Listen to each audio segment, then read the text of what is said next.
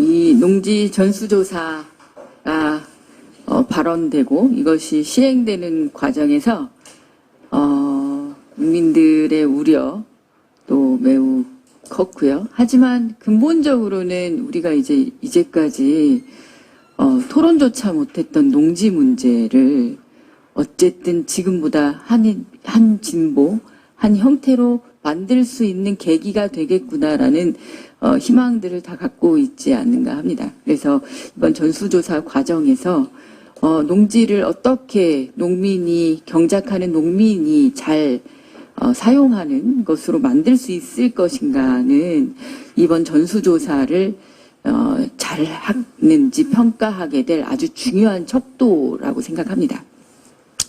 그래서 저는 이번 전수조사 과정이 농지 개혁의 시발이 되고 농지 개혁의 과정이 되어야 한다라고 생각하면서 몇 가지 그런 관점으로 말씀을 좀 드리려고 합니다.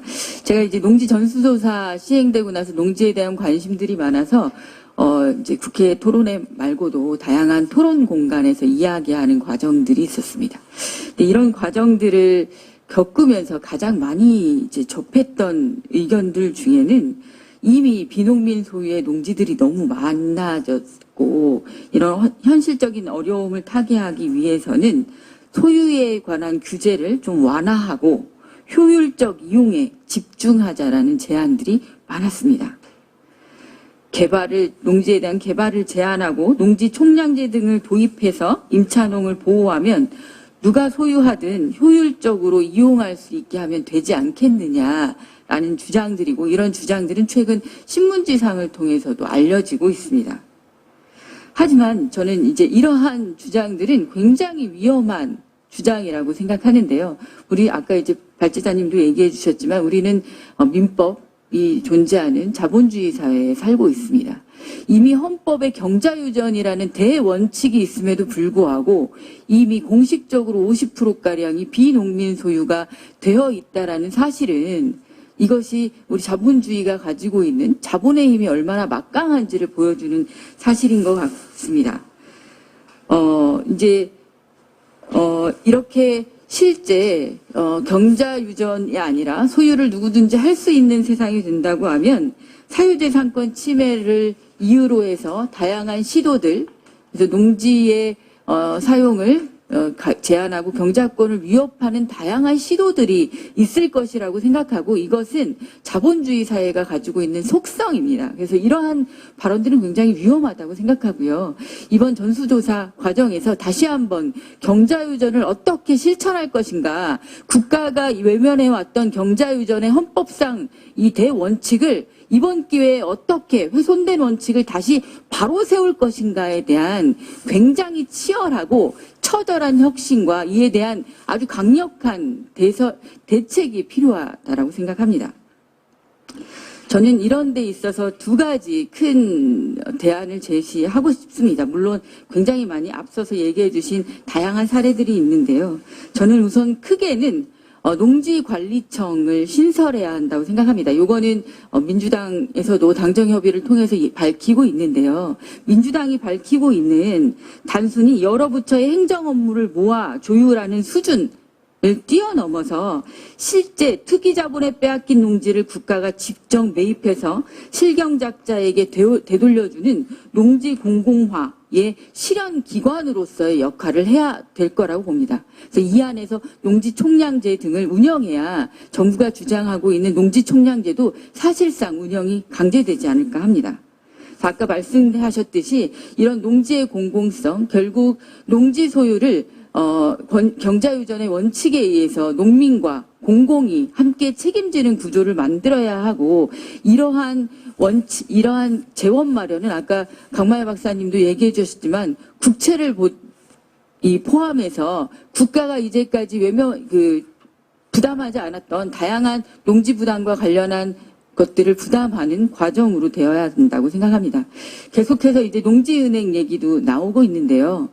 비농업인이 3년만 버티면 합법적으로 농지은행을 통해서 임대가 가능하지 않습니까? 3년만 버티면 가능합니다. 이 3년을 어떻게 버티느냐가 비농민들한테는 핵심이고 이 3년의 길을 열어준 것이 현행 농지은행과 농지 임대차 관계 법령들입니다. 또 이 농지은행은 결국 높은 수수료를 부과하고 있고요. 이 수수료는 결국 임대받는 농민들의 몫이 되고 있습니다. 뿐만 아닙니다. 농사 지을 수 있는 경작자의 권리도 굉장히 침해하고 있잖아요. 농지은행이. 벼를 심으면 안 된다. 이 작물 선택권을 제한하고 있고요. 세대 간 갈등을 불러내고 있습니다. 농민들도 청년 농민들이 많이 들어와서 농사 짓기를 바라는데 이것이 농지은행은 강제적으로 수십 년간 농사 지은 농민들의 이 경작권을 빼앗아가는 세대 간 갈등을 불러일으키고 있습니다. 농지의 역할이 그만큼 중요한데 국가조차 농지를 임대하는 과정에서 다양한 권리의 침해를 만들어내고 있는 것이죠. 그렇기 때문에 이 모든 것에 대한 제도의 보완이 없다고 한다면 이것들은 현행 제도에서는 합법적인 임대차조차 농민들에게는 받아들이기 어려운 경작권의 침해가 일어난다고 봅니다. 그래서 농지관리청 신설을 통해서 마을 단위까지 농지관리 업무들이 이루어질 수 있는 체계를 갖추고 실제 농지의 공공성에 교두부 역할을 할 수 있는 기관이 되어야 합니다. 다음은 농지경작자 권리보장법입니다. 저희도 처음에 이름을 농지경작자 권리보호법이라고 생각했는데 토론을 진행하다 보니까 이거는 보호법이 아니라 권리보장법이 맞겠다라고 생각합니다. 오늘 토론의 주제도 경작자를 보호하는 것이 아니라 경작자의 권리를 국가가 보장하는 것이 맞는 표현이라는 생각이 드는데요. 경자유전 원칙에 따라서 이제까지 임대농은 나의 권리, 경작자의 권리를 보호받지 못했고 이것은 보호의 수준이 아니라 마땅히 경작자가 가지고 있는 권리의 문제라고 생각합니다. 단순히 임대농은 보호의 시혜적인 대상이 아니라 권리의 주체입니다. 그렇기 때문에 농지 임대차 문제를 주택 임대차나 상가 임대차와 동일한 선상에서 비교하는 것도 맞지 않습니다.